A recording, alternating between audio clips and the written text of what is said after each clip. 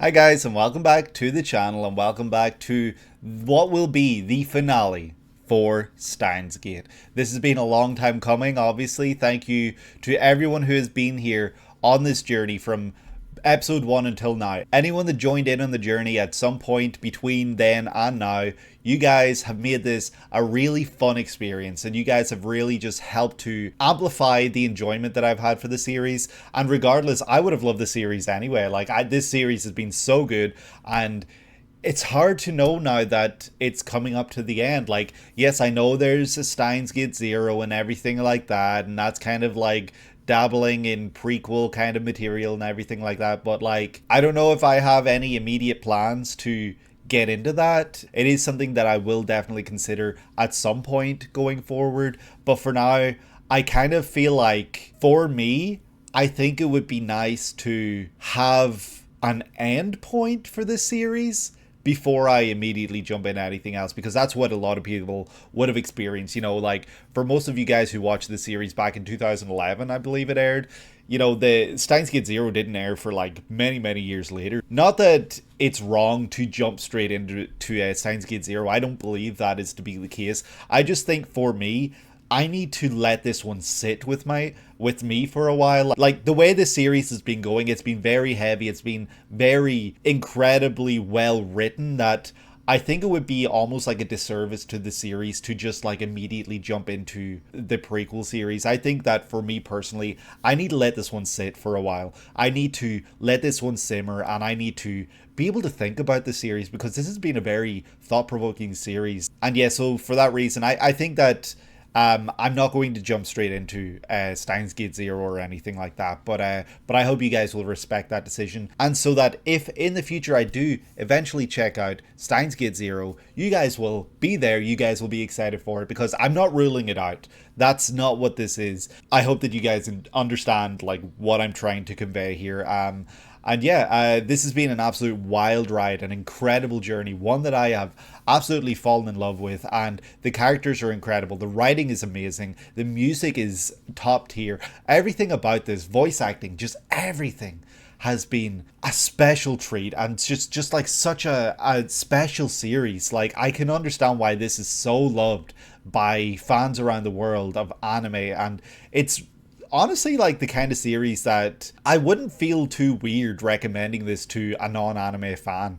Despite the fact that there is some like weird fan servicey moments and stuff like that, there's not too much of it, and most of the series does focus on the time travel aspect. I realize I've been talking a lot. I just needed to share that I have been loving the series so much, and that I'm not ready for this to end.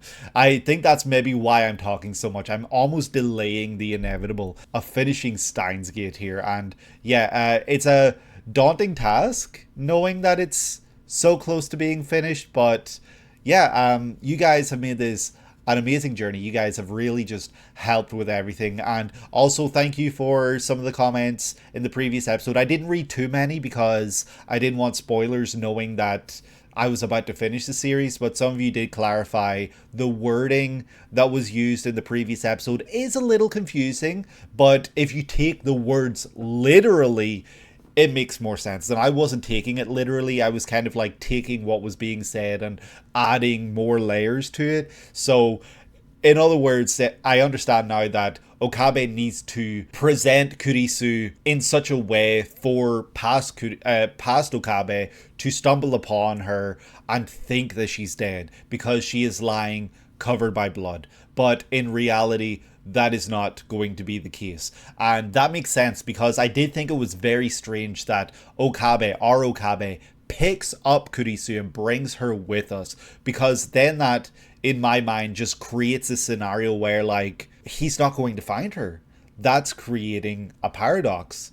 Like, it doesn't make sense, and I never voiced that, but it was a thought that crossed my head, my mind, and now we have an answer as to why that is, and why we still come across her, and why we then go on to do the things that we do throughout the rest of the series. So yeah, thank you guys for explaining that a little bit. I didn't read too deeply into some of the comments, because I was sensing that some of them were adding a little more information that maybe I wanted to know going into this final episode. But yeah, I feel like I'm gonna stop yapping now at this point. I have been yapping for, it looks like 6 minutes or something like that. I don't know how much of this will still be in the video when I edit it, but yeah, you guys are incredible. Thank you so much for all the support in the series, and I'm gonna jump right into this. If you guys have enjoyed this Steins Gate series review, please consider leaving a like for this video, and if you have not done so already, consider subscribing.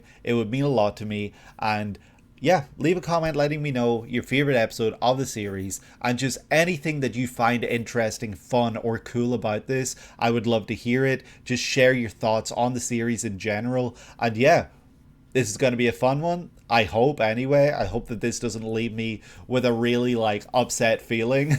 But if it does, I'm sure that I'll be able to understand the direction of the series and everything like that. But yeah, here we go.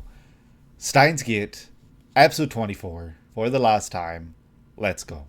Alright, finishing the series, you know, anything that I've checked out the final episode for, it always is very daunting knowing that it's the episode or the series finale. This is a scary prospect to finish this series because I don't know where things could possibly go here.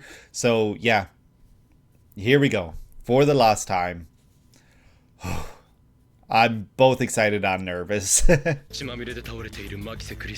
Lying in a bloody pool. Okay. How are they gonna do that? How are they gonna do any of that? Are they gonna go somehow to the Alpha World line, bring her there? Something like that? Why are you calling me Papa? Ah, shit. Oh dear. What is the fuel used? Ah, shit. Aww. It's sad, Suzuha, that you get stranded every time.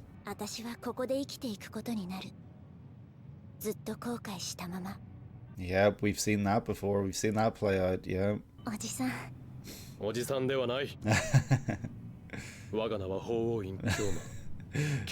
The declaration once again. Yes, you will.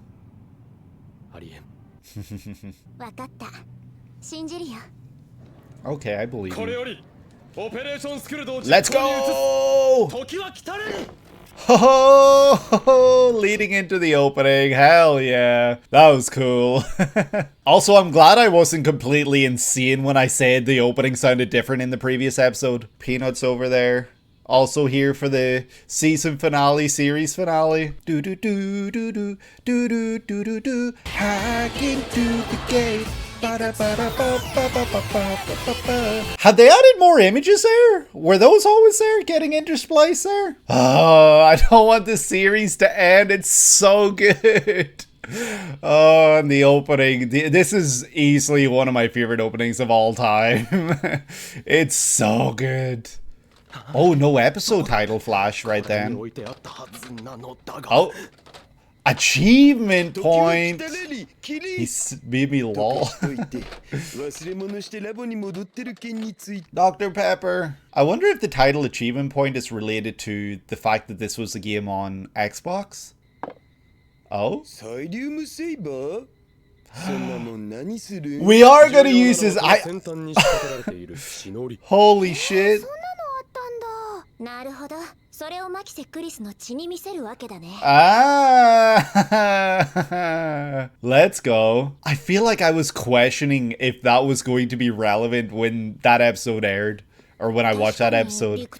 Ah, everything makes sense. Nope, nothing larger.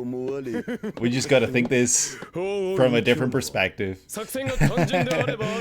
so true. We know what's to come. Oh, you should be impressed. Mad scientists fail. Oh?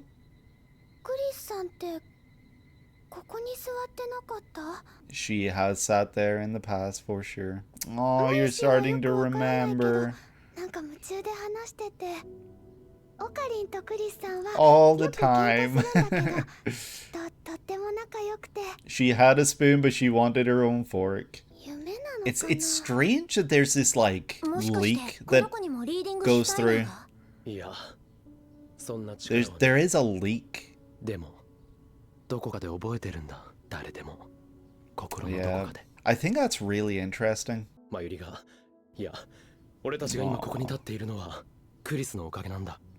This is true.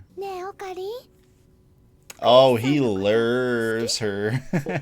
It's more than just a like. Aw. Too embarrassed to say it in front of your friends. She gets it.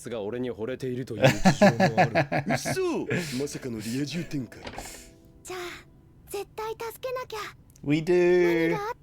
Thank you, Mayuri. It feels like this is heading towards a happy ending, and I love that, but that makes me even more worried. Daru? What's wrong with Daru?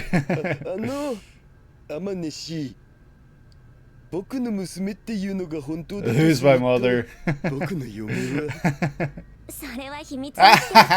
We will never learn. That's so funny. I mean, I guess like the chief main like suspect would be Ferris because he's infatuated with her. We arrived at the same time. Doesn't that mean there's like 3 of us here now? How does that work? I don't understand how that works, because that would mean there's 3 of you here now, no? Because you're doing something different.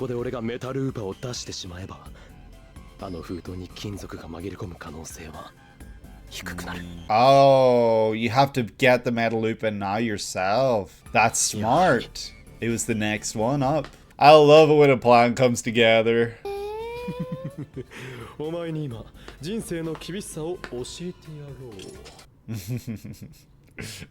It's just gonna be a regular. She already has the green one. Aww. We're gonna give her the metal loop, alright? Or are we gonna bring it back with us? Alright, up next. We gotta convince her somehow to lie in a pool full of fake blood. Oh, it's game time. It's time to act. Is she gonna remember you in her heart of hearts?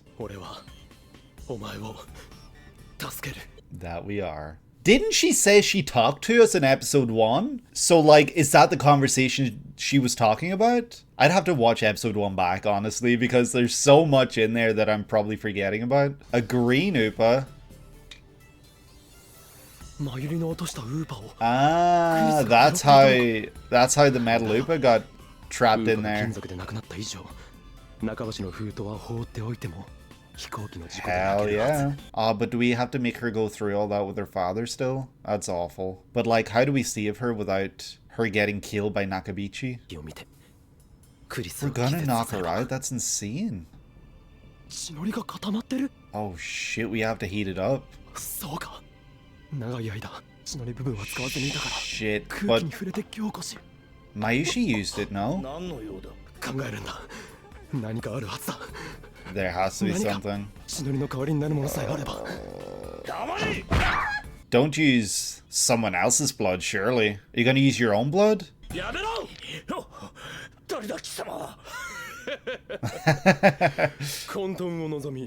Chaos!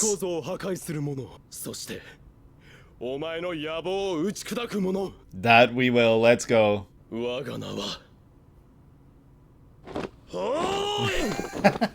Holy shit, he hit that shit so hard. Just pulls out a knife like. What a dumbass. Yeah, literally.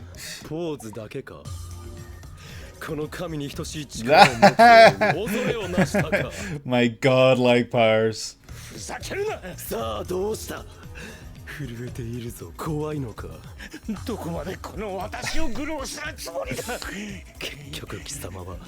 Is he gonna take his own life?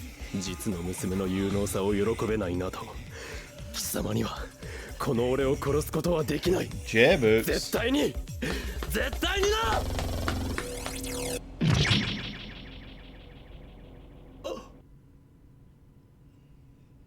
He actually took the blow? Okay, I wasn't expecting that to actually play out that way.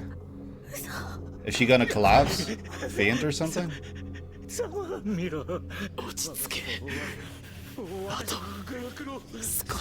Oh god, Okabe Rintaro, you are a madman. Forget about being a mad scientist, Hoen Kyoma, you're a madman. The facial like reactions and everything and animation is incredible in this episode. It's really intense. It's almost reminding me of like something from oh shit, Satoshi Kon work or something. Jeez. Yeah, what do we do here? Like, are we gonna knock her out now? That's awful.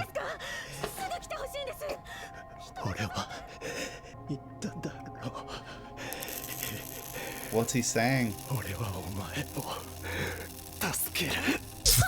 Oh, that's sad. But you know what? If this is how we save her, this is how we save her. I hope this just doesn't lead to his death, Okabe Rintaro, because then that creates a paradox where he doesn't solve anything in the future, so he literally has to live. So whatever happens here, he's going to be okay, he's going to survive, but ah shit, he's gonna like cause more blood to flow. Oh.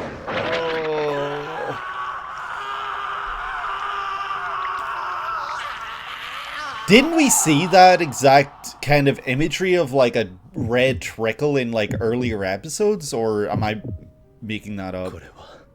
Jeez. 100%, yeah. Wow, I love this OST as well. It's such a good track. Like, it's so like mysterious and it just adds a lot to this. Because it sounds sad too. There's a tragic undertone to it. So she didn't actually die. That's good news. I'm so glad. We need to make sure. Yeah. The scariest trip of your lifetime. Yeah. Most important 3 weeks of your life. That's crazy.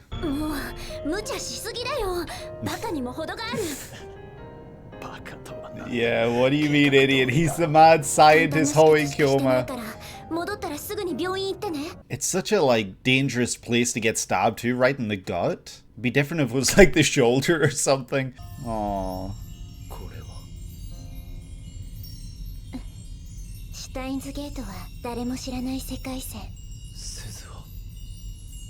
でも、おじさんの理論が正しければ、論文は焼け、タイムマシン開発競争は起きず、第三次世界大戦も起こらない。Neither will the dystopian future. 一緒にいることはできない。だから。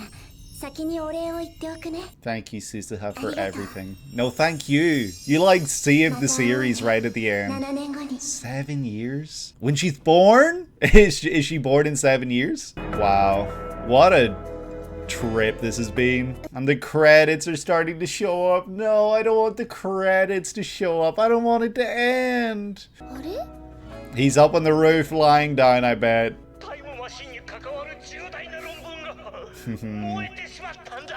Yeah, you idiot. Yeah, you piece of shit character. Aww,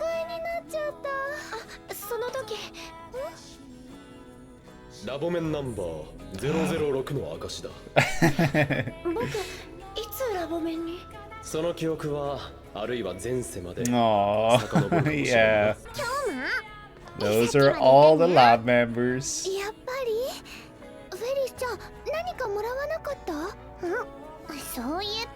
Yep. This shit's getting me choked up. What is La Yoda Stasella? What's that? Screw you! Oh shit! Wow, it's crazy how things end up working out, right?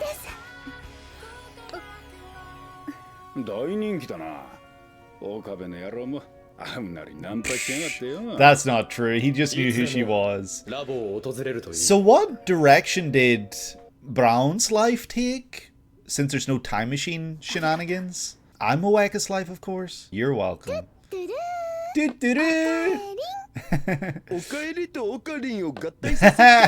she did. One for each of you. Yep,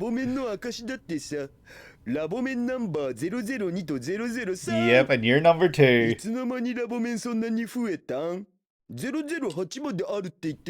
Yep.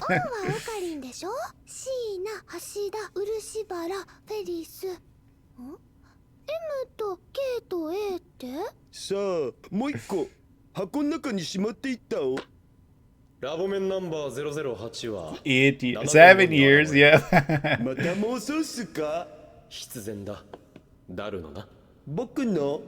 His inevitable future. Will we ever find out who the mother is?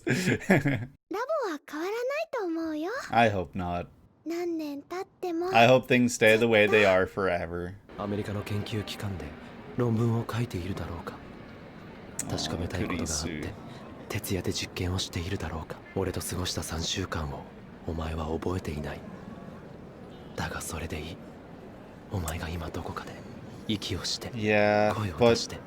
You're without the love of your life, and that's hard. 十分だ。俺と同じ世界を、未来がまだわからないこの世界をどこかで一緒に見ているのだから。 Please tell me you run into her. That's the only way this is going to be a happy ending for me. Yeah, I agree with him. I'm glad she's alive and breathing and everything. They cross paths.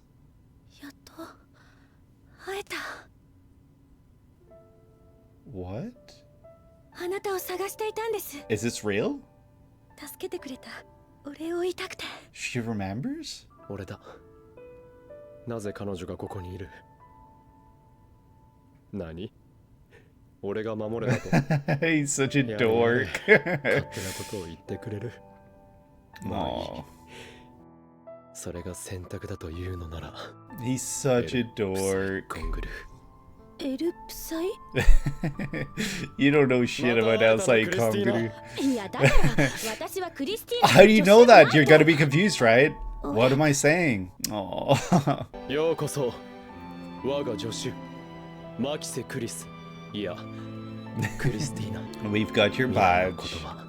誰にもわからないだからこそこの再会が意味するように無限の可能性があるんだこれがシュタインズゲートの選択だよ That was the choice of Steins Gate, and wow, that's it. That's the end. Yep, with tears in my eyes, we have come to the end. And we're getting recommended One Piece now. So random. Wow. Yeah, that was it. That was the end. Jeez. Yeah, that was the end of Steins Gate. I'm not ready. I'm not ready to talk about this being over. I want more. All right, I'm gonna get myself in order. I'm gonna make sure that I'm like not a mess. All right, I'll see you guys in like a second. And that, ladies and gentlemen, was Steins Gate, episode 24, the finale. In my opinion, like a perfect season finisher, a perfect series finale. Yeah, I don't know if this series needs anything else after this. This was so perfectly wrapped up for me. This was honestly incredible. I'm so glad we got the ending we did. It's going to be really hard to talk about this because this episode kind of was just a pull apart all the loose threads and just wrap everything up sort of episode. Exactly what this needed, by the way, and it left everything on a happy note. It was, for a lot of this, it felt like it was kind of, you know, a lot of what we saw in the previous episode with going to the past and the Metalupa, running into Kurisu, the whole thing with her father. You know, there were a lot of similar scenes. But this time we approached those moments as Hoen Kyoma and not Okabe Rintaro. We approached those moments as a mad scientist, as someone who knew what had to be done and how to do it. And honestly, Hoen Kyoma came out on top. And it was so nice to see the way this was done. While yes, I would have loved if he didn't have to, knock her out with the taser. Like that was sad, like I wouldn't wish anyone I know and love especially to be tased or anything like that, but he knew what he had to do and he knew how to save her. And that's exactly what comes up right at the end when she mentions that she's been looking for us and she wanted to thank us for saving her. She knew. She has had those memories like she has in the past where she has these recollections of dreams that seem too real to be dreams. She has probably been reliving those all over again in this moment and wants to thank us. And maybe this is a world line, like this is the Steins Gate world line where maybe potentially those 3 weeks still happened. Who knows? I don't know. Like, I don't think those 3 weeks happened because Mayushi doesn't know who Kurisu is, and that is kind of brought to our attention when she doesn't know who all the letters are on the badge. So it's very much clearly presenting to us in that moment that those 3 weeks did not happen in this world line, and so that's why then also Kurisu is confused why she knows what he's talking about when he's calling her his assistant and all of that there stuff. So obviously those 3 weeks did not happen in this world line, but she has those memories, and that's what's important, because it would have been heartbreaking if we got to the end and the series, I really genuinely truly thought the series was going to end with that shot of them crossing by each other. I didn't think there was going to be more. I thought it was going to end on that and it would just be a hard cut. I really thought that was going to be the end, and I was ready for my heart to be ripped to shreds, for just the series to just end on such a note that was tragic. But in reality, the series ends on a note of hope, on a note of optimism, on a note where, like Okabe Rintaro says at the end, who knows what the future has in store? The future has limitless possibilities. And now that we have saved Makise Kurisu, because we know she's not dead, we know she's here in the now, and we know that she will become lab member number 4. Who knows what is to come? And I love that endless possibility that we have been given. I love that there is just the possibility of anything happening, and I love this ending for the series. This was so beautiful, so perfect, and so well wrapped up. I honestly, I'm struggling to think of other series that have had such a seemingly perfect ending. This was so...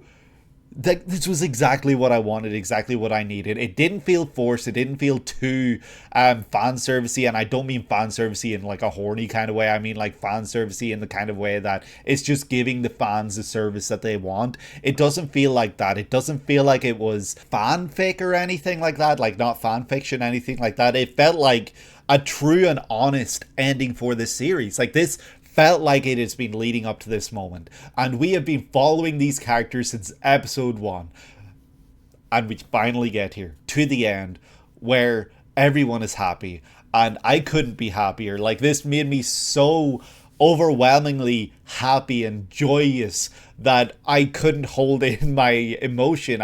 It just started leaking out, like literally from my eyeballs. And yet even now I feel myself like getting to those emotional heights yet again, because I'm thinking about everything that we went through. I'm thinking about the entire series we followed and in all these characters, and just seeing everything, and now knowing that we have a future where they can all be happy, they can start over. The endless possibilities, like Okabe said, with characters like Moeka, characters like Brown. They are not tied up in this criminal world, this organization. They can be themselves. They can be the people that they were meant to be without all of this. And Moeka gets that figure that she needed in her life with Brown. You know, like, she thought that this character that she had been following, this I can't remember who it was, FB, right? It was FB. This FB is now in her life, even though she doesn't even know about FB. I wonder if she gets glimpses of the past, that life that she lived where she gets shot by her beloved FB. I wonder if she is ever going to dream about that, because that's going to be mad awkward when she realizes that there is a potential other world line where she got shot by the person who is hiring her. But I love that she has been hired here. I love that she is working right under us, and she can be a good person. I'm sure she's going to be a great person. She seemed very respectful and very appreciative at the end of the episode when she was thanking Okabe for the badge and everything like that. So yeah, there's just like endless possibilities, and that's just going to be the running theme of what I'm probably going to talk about in this post-episode talk. I don't know if this is going to be a very long post-episode talk, because you know, a lot of my post-episode analysis and talk is like theorizing what I think is to come, and now that we're at the end of the series, there's no theorizing anymore. It's literally just like, that was Steins Gate. But I'm going to talk about the episode. I'm going to talk about how I felt. I'm going to talk about the things that happened in this episode and everything like that, because that's what I like to do. That I like to go through it. I like to show my appreciation and respect for the art, for the work that these people did when they created this series. And yeah, that's my way of giving thanks. So if you guys are gonna stick around for this, I am going to do my best to kind of go through the episode as best I can. These characters mean so much to me at this point. I have grown to love them. I've followed them on this crazy journey. I've followed them as we go from silly antics in the first few episodes all the way to like the absolute worst of the worst, like scenarios, situations that any of them could ever be put in. I've seen them at their happiest, I've seen them at their lowest, and it's just like such a nice feeling knowing that we've come to the end and every character seems to be happy. We don't know, I guess, in this world line what happens with all those things, you know, with Ferris, with Ruka.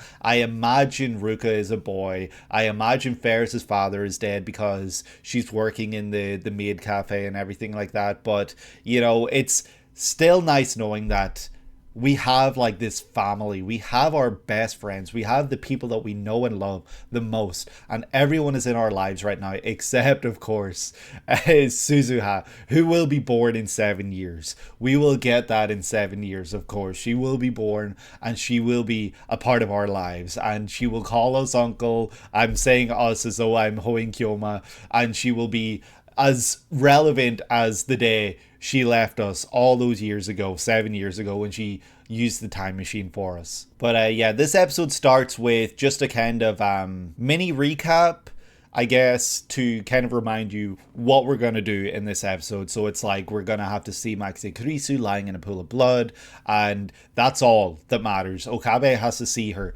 lying there, and that's really all. We don't need anything else. And so if we can do that, then everything will be okay. But now I've got this question of, you know, well, if they've undone, you know, the whole time travel thing, the time travel wars and everything like that, they're still going to create this time travel machine. Because otherwise, Suzuha will not go to the past and tell us all this here. Like, that still needs to happen, I believe. And so, like, in a way, while yes, they undid a lot of the stuff, wouldn't it undo the fact that this happened if they don't create a time machine? Regardless. So it's a scary prospect that that could still happen and everything like that. But at the same time, maybe they've somehow created a world where that's not necessary. I don't know. Time travel is a tricky thing. It's hard to, you know, write a story with time travel and not have at least one or two things that you're kind of scratching your head of like, well, that doesn't make sense, or well, that would mean this and that. Because in a way, like, there's always going to be something that contradicts something if you kind of come up with an ending where, you know, time travel is involved but also isn't involved, and just messy. But I'm not going to try and get too deeply into that, because I'm just going to end up confusing myself and I'm going to end up going in circles, I'm sure, and I'm going to go insane. So then, you know, Suzu has shared that she had no intentions of ever returning.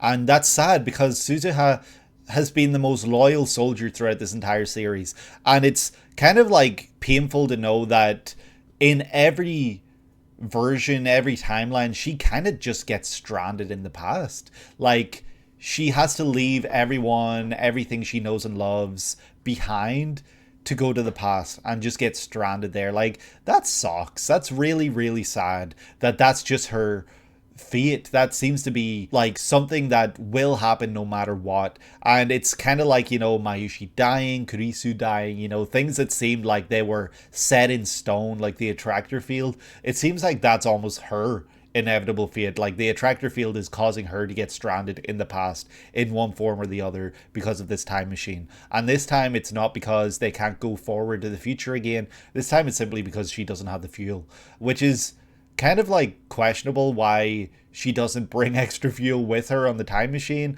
I don't know how these things work, but that's what happens anyway. But of course Hoin Kyoma is like, I'm not going to do that. I'm not going to leave you stranded. That's not good enough. I'm the person who's going to change the world's ruling structure. I am Hoin Kyoma. And yeah, it's very funny because then Suzuha is just kind of like, okay, I believe you.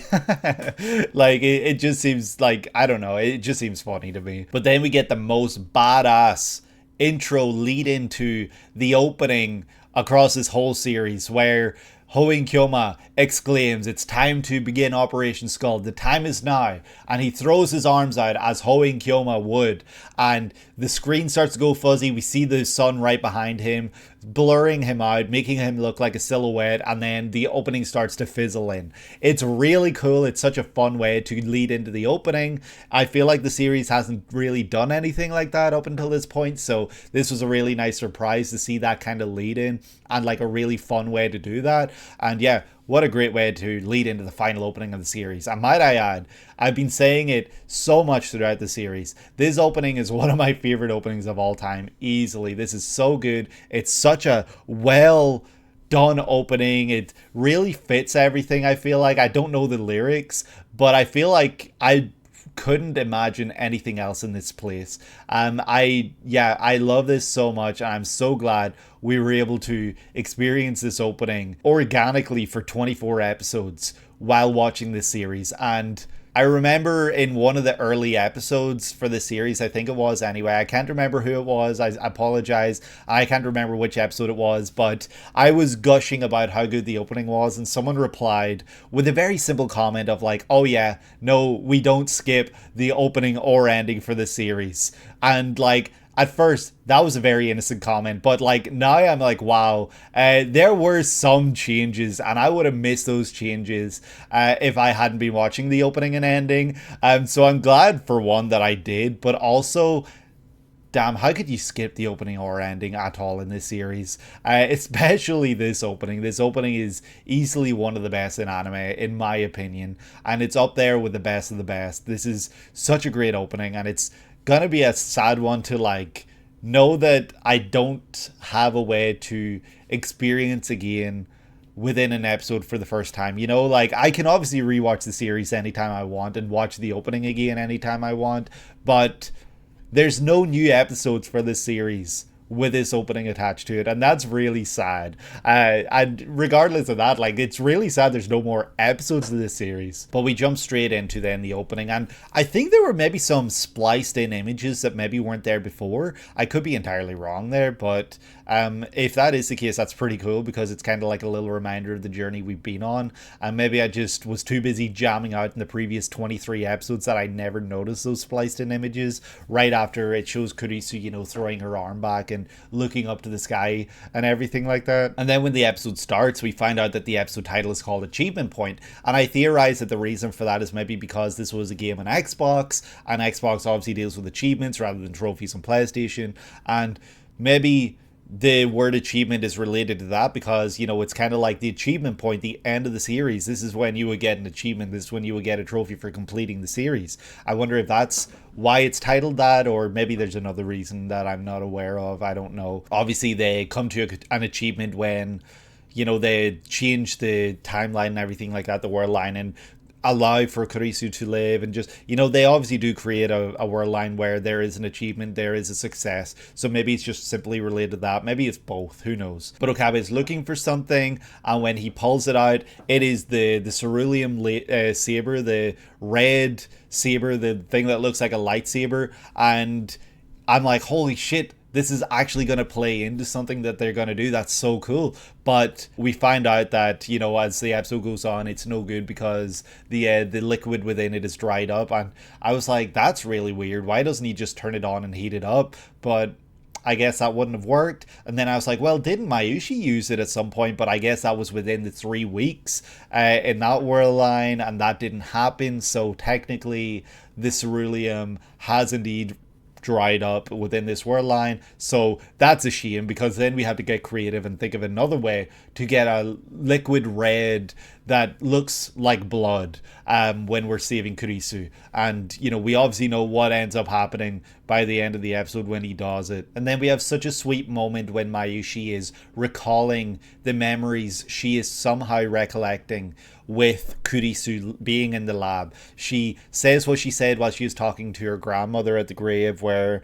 you know, they're always fighting, but they're having fun, and she doesn't understand what they talk about, but she loves that they seem to be having fun and everything like that. It's kind of repeating the words that she used in that situation, but, you know, she's using it here to tell us that she wants us to save Kurisu no matter what, and she wants Kurisu to be happy. She wants Kurisu to live a good life because she knows how important Kurisu is to us. And she also clocks that Okarin is in love with Kurisu. While he doesn't outright say it, she knows. She realizes she knows her Okarin.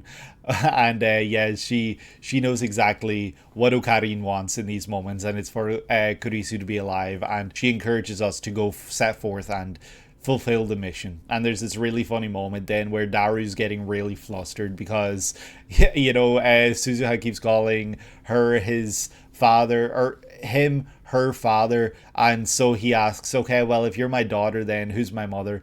And she's like, not telling, that's a secret. And yeah, like, we'll never know at this point who the mother is of Suzuha, because the series ends without that answer.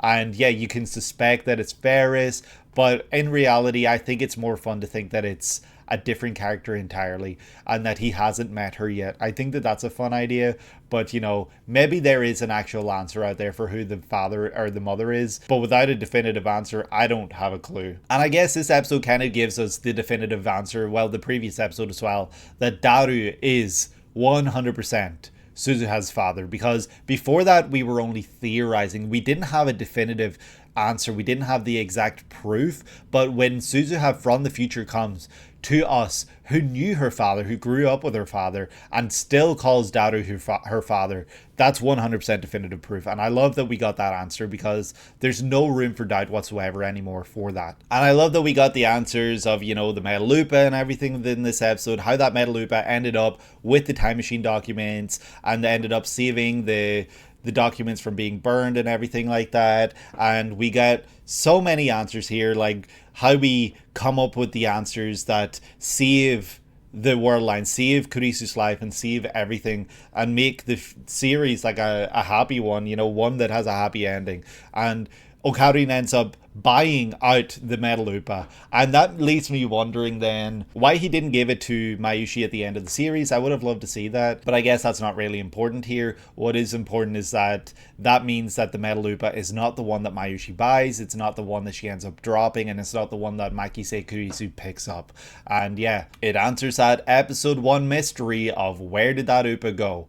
You know, I just love that we get so many things here that kind of just add up to a point where it's like, wow, like everything was thought through from the very beginning.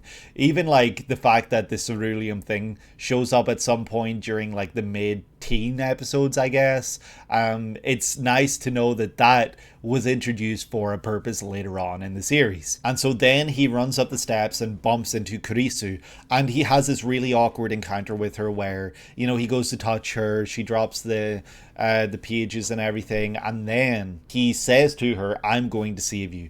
And that's important, because I feel like I remember in like episode 1, I feel like she said that she ran into us and had this really awkward encounter with us, but I cannot recall what actually happened there. I don't know for certainty if she did actually say those words, and like, you know, she's like, I was talking to you 15 minutes ago. I'm almost sure she says she talked to us 15 minutes ago. And Okarin's just like, what? I've never met you before in my life. Yet again, we get that answer, something that was introduced in episode 1, and I love that so much. We continue anyway, we run up the steps, and we have to you know, wait for everything to go down in the room. We hide in the room with the boxes for this time when we can, make we can knock Kurisu out with the stun gun, the taser, whatever it is that we have, and we see while we're running away that she picks up the Upa, and that's, like I was just saying, that's a really nice insight and something that adds another detail to the series that, could have just been overlooked, and I wouldn't have thought of it, I wouldn't have questioned it, but I'm glad that we got an answer. And so as Okarin watches on the familiar images of Nakabichi strangling his daughter, he can only scream out stop. And this time he's got a plan. His plan is to shed blood so that Kurisu doesn't have to.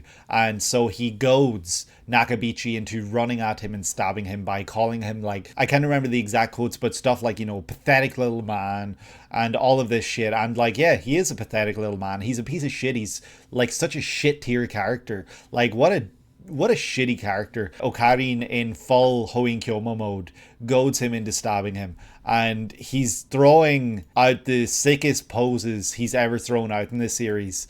And it's so cool. Like, he's such a cool character, our Hoin Kyoma, right? He's saying like he has godlike powers and everything, and surely that terrifies you. And he's just so cool. And so with that, Hoin Kyoma pulls out the blade from his own stomach and sees Nakabichi sitting in a corner, like sweating bullets and looking all pathetic and shit. And that's when Hoin Kyoma walks up to him with the blade in his hand, drops a bit of blood on his nose, and is just standing over him threatening. And Nakabichi, the little bitch that he is, runs off. So yeah, Hoin Kyoma wins, right? But I have to say, the facial animation and everything within these scenes was incredibly well done. It really reminded me of like a Satoshi Kon work or something. Like, I don't know what it is, why it makes me feel that way. I don't know if it's the exaggerated features, the exaggerated faces and expressions and everything like that, but yeah, it was really well done, and I really adored seeing the way it was done here. It looked so good, and for the final episode too, incredible work, White Fox, so good. But then sadly we do have to knock out Kurisu, and so we do that as she's calling emergency services, which explains why they got here really fast, and we have to knock her out. We do so, and then what do? We stick our fingers, our hand, into our own stomach and pull out, like, we make the gash, the wound, even bigger so we can splurge out a shit ton of blood. And it's gory, it's brutal, and it's going to show just how far Okabe Rintaro, Hoin Kyoma, will go to save his friends, to fulfill this plan. He goes to great lengths, and he ends up being right. He ends up doing the right thing here. Like, yes, it's brutal and it's something I wish he didn't have to do, but it was the right thing here. It's the only way to save Kurisu. And I love what he says as he's walking away when he sees the previous, the older, in the past Okabe come across her, where he says, you're about to go on the longest, best 3 weeks journey of your life. I'm butchering the words there, but I think it's a beautiful sentiment, because yes, those times were so special, and going back and rewatching the series, it would almost make me like nostalgic for those times. I don't know if that makes sense. And so it becomes time then to say goodbye to Suzuha. She sends us back to our timeline, the Steins Gate timeline, and she goes off to, I don't really know if we get a concrete answer for where Suzuha goes, but yeah, whether she ceases to exist in this world line or whatever it is, I don't know. But it's really tragic and sad that that's it for her. She's once again potentially stranded in the past. After all the hard work she's done, she has been such a trooper, such a soldier, and easily one of my favorite characters in this entire series. I have loved all the characters, so it would be hard for me to list my favorites, but she definitely grew on me a lot as it went on. I was very suspicious of her at the beginning of the series. I felt like she was saying things that didn't make sense. She seemed to know too much. But by the end of the series, and by the time I knew what was coming up, she became one of my favorites. She is such a great character. She's so selfless. She does so much for us and for our group that, how could you not love her? But yeah, then we get to the ending montage where we have a lovely song playing in the background, and we see all these moments where Okabe is coming across the lab members of the past, members 5 to 8, except not 8, so 5 to 7 being Ruka, being Moeka and being Ferris, and he comes across them all and he gives them all a badge to kind of commemorate this, and it's the exact badge that Suzuha had in like all those episodes where she was trying to find her father, and it's so meaningful. It means a lot. Like it's the sort of thing that I imagine a lot of fans of the series do actually have a badge like that, because it's a cool ass pin, it's a cool ass badge, and it's something that honestly I think would be a really cool piece of merchandise to have. It's really cool, it's simple, it's not like overly nerdy and geeky where, you know, it makes you stand out as a nerd or a geek or whatever. It's very simple and it's just cool. Like, people who know what it is know what it is. And I'm wondering now if it's shaped like an eyeball or like an eye because of like the reading Steiner or something like that. I wonder if that's another level or layer that I had never thought of before. I already talked about, you know, Moeka working downstairs and everything, so I'm not going to go back into that, but yeah, it's really nice to see, and I love it so much. And the way Mayushi and Moeka shake hands as they greet each other is really nice, because this would have given me anxiety 5-10 episodes ago, you know, after everything that we know went through between these two characters. I think it was really funny hearing Mayushi say, "Welcome back, Karin." Bakarin. That was really funny wordplay from her. She's such a dork. I love her so much. She's such a great, fun, bubbly character, and I'm so glad we got one more toot-doo-doo before we finished out the series, because like that's her. That's my Mayushi right there. And then, you know, she does question who the M, K, and A are in this badge with all the names. And of course, we know that's Moeka, that's Kurisu, and that's Amane Suzuha. So it's nice to know that that's not left like with like a plot hole where she suddenly knows who they are or anything like that. But, you know, that could have been explained by, you know, the memory leak and everything like that. But yeah, the badge is so cool, and I love the moment where we see Okarin putting the badge in a box for 7 years. She doesn't exist and everything like that. It's so funny. And then when he says that lab member number 8 is Daru's inevitable future, like, that's really funny. But then, yeah, we get to set up, it looks like we're setting up for just a really sad and tragic ending where Okabe is happy that Kurisu is alive, but he's accepted that he's never going to see her again. He's accepted that she's doing her own thing and she's elsewhere. And he's giving this really beautiful monologue about, like, I don't care where you are, I don't care what you're doing, as long as you're alive, as long as you're breathing air, I'm happy, and that's enough for me.